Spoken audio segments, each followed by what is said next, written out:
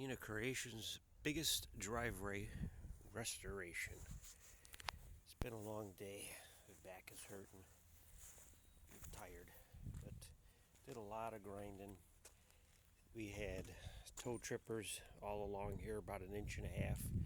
You could see the stones showing because we took so much off to get those to get the toe trippers to blend.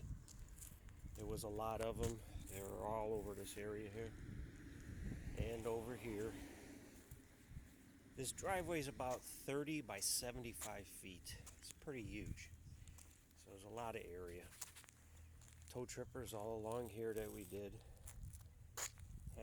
We took them down with the dingo grinder, which made short work of it, but today we had to pretty it up and get rid of the scratch marks because the dingo does a rough job, but it does a nice job. It takes it all down. So this is blending it nice and smooth, and we still got to do some work to this. We did our first grind on it, but you can see there's a lot of stone pops.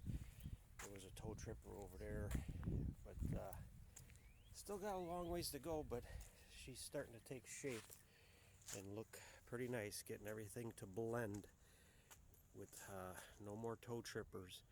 And we're going to completely take this surface off down to nothing, well, down to bare concrete, so we can get our topping to stick real good. And this is going to be a driveway that's the best driveway looking one in the neighborhood, and it will be the most durable when we're done with it. We're going to also do the sidewalk all the way up to the stoop over there. All right, thanks for watching, and stay tuned, and we will keep you updated on how this goes.